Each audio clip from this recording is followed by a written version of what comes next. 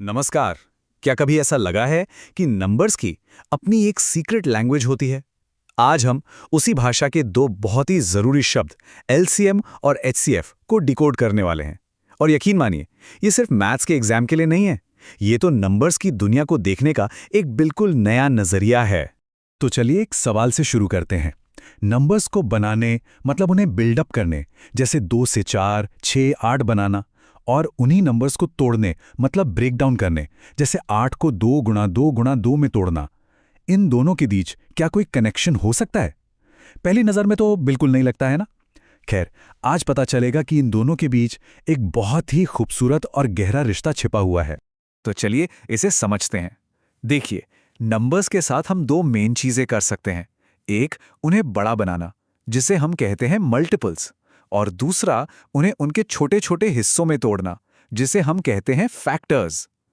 अब ये दो रास्ते सुनने में बिल्कुल अलग लगते हैं, है ना? पर हम देखेंगे कि इनकी मंजिल एक ही है।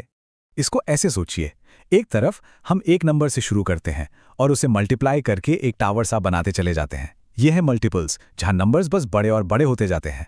और दूसरी तरफ समझिए, हम एक क्रिस्टल को लेकर उसे उसके सबसे छोटे, सबसे बेसिक टुकड़ों में तोड़ रहे हैं। यह है फैक्टर्स।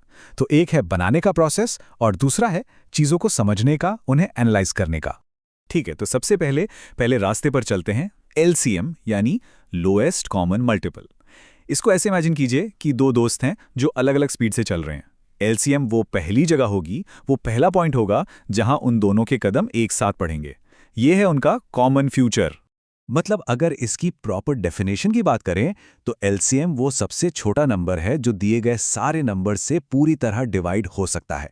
ये वो पहला पड़ाव है जहां वो सब आकर मिलते हैं, उनका पहला कॉमन डेस्टिनेशन। तो सवाल ये है कि इसे निकालते कैसे हैं? एक बहुत ही पावरफुल तरीका है प्राइम फैक्टर्स का इस्तेमाल करना। स्टेप 1, हर नंबर को उसके सबसे छोटे प्राइम टुकड़ों में तोड़ दो। स्टेप 2, अब देखो कि हमारे पास कौन कौन से प्राइम फैक्टर्स हैं। यहां पर 2 और 3 हैं। अब आता है मजेदार पार्ट। स्टेप 3, हर फैक्टर की सबसे बड़ी पावर मतलब सबसे बड़ी टीम को चुनो। जैसे 2 की सबसे बड़ी टीम है 2 क्यूब और 3 की सबसे बड़ी टीम है 3 क्यूब। स्टेप 4, बस इन चैंपियन टीमों को आपस में मल्टीप्लाई कर दो और हमें मिल गया हमारा एलसीएम 216। चलिए अब सिक्के का दूसरा पहलू देखते हैं, एचसीएफ यानी हाईएस्ट कॉमन फैक्टर। अगर एलसीएम आने वाले कल मतलब फ्यूचर के बारे में था, तो एचसीएफ बीते हुए कल यानी पास्ट के बारे में है। ये कुछ ऐसा है जैसे उन सभी नंबर्स के डीएनए में छिपे सबसे बड़े कॉमन हिस्से को ढूंढना, उनकी कॉमन जड़ को खोजना। मतलब आसान भाषा में एचसीएफ वो सबसे बड़ा नंबर है जो दिए गए सारे नंबर्स को बिना कोई रिमाइंडर छोड़े डिवाइड कर सकता है। ये वो सबसे बड़ा बिल्डिंग ब्लॉक है जो उन सब में कॉमन है, उनकी असली साझा जड़। तो एचसीएफ निकालने के लिए भी हम नंबर्स को उनके प्राइम फैक्टर्स में ही तोड़ते हैं। पर यहां एक बड़ा ट्विस्ट है। याद है, एलसीएम में हमने हर फैक्टर की सबसे बड़ी टीम ली थी। एचसीएफ में हम सिर्फ उन फैक्टर्स को लेते हैं जो सब में कॉमन हो और फिर उनकी सबसे छोटी वाली टीम को चुनते हैं। तो इस एग्जाम्पल में सिर्फ 3 और 5 ही सब में कॉमन है। हम उनकी सबसे छोटी पावर्स को लेते हैं, उन्हें मल्टीप्लाई करते हैं और हमें मिल जाता है हमारा एचसीएफ 15। अब तक तो ऐसा लग रहा है कि एलसीएम और एचसीएफ बिल्कुल ऑपोजिट हैं। एक सबसे छोटे कॉमन फ्यूचर को ढूंढ रहा है तो दूसरा सबसे बड़े कॉमन पास्ट को।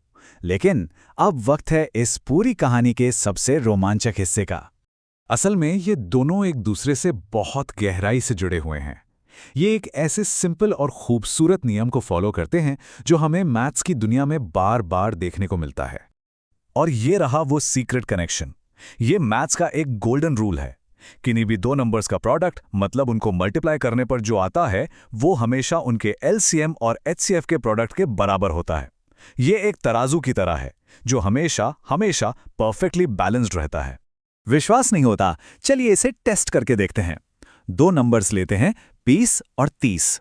20 को 30 से मल्टीप्लाई करने पर आता है 600। ठीक है, अब इनका एचसीएफ है 10 और एलसीएम है 60। और 10 गुणा 60 कितना होता है? अरे वाह, 600। देखा, दोनों तरफ एकदम बराबर। ये कोई इत्तेफाक नहीं है दोस्तों, यही तो मैथ्स की खूबसूरती है। तो ये जानना ज़रूरी क्यों है? भाई ये बालन सिर्फ एक मज़ेदार फैक्ट नहीं है, नहीं, ये तो एक चाबी है जो एक बहुत काम की मैथमेटिकल ट्रिक का ताला खोलती है। और वो ट्रिक ये है, सोचिए, क्योंकि HCF हर नंबर का एक बुनियादी हिस्सा है, तो जाहिर है वो उनके कॉमन फ्यूचर यानी LCM का भी तो हिस्सा होगा ही। इसका सीधा सा मतलब ये है कि LCM हमेशा हमेशा अपने HCF से पूरी तरह डिवाइड होगा। ये एक बहुत ही सिंपल पर बहुत ही पावरफुल रूल है। तो चलिए इस नई जानकारी को टेस्ट करते हैं। मान लीजिए कि कुछ नंबर्स का HCF है 18, तो स्क्रीन पर दिए गए इन ऑप्शंस में से कौन सा उनका LCM नहीं हो सकता? याद रखिए, रूल क्या था? LCM को HCF से डिवाइड होना ही पड़ेगा। जरा इन नंबर्स पर एक नजर डालिए। सही जवाब है 81। क्यों? क्योंकि 72, 108 और 90 ये तीनों 18 से पूरी तरह डिवाइड हो जाते हैं, लेकिन 81 नहीं होता। तो आज हमने ये समझा कि नंबर्स को बनाना और तोड़ना ये सिर्फ दो अलग अलग काम नहीं है, बल्कि ये एक खूबसूरत प्रेडिक्टेबल नियम से एक दूसरे से जुड़े हुए हैं। और ये हमें सोचने पर मजबूर करता है कि मैथ्स की इस विशाल दुनिया में न जाने और कितने ऐसे छिपे हुए कनेक्शंस हैं जो बस खोजे जाने का इंतजार कर रहे हैं।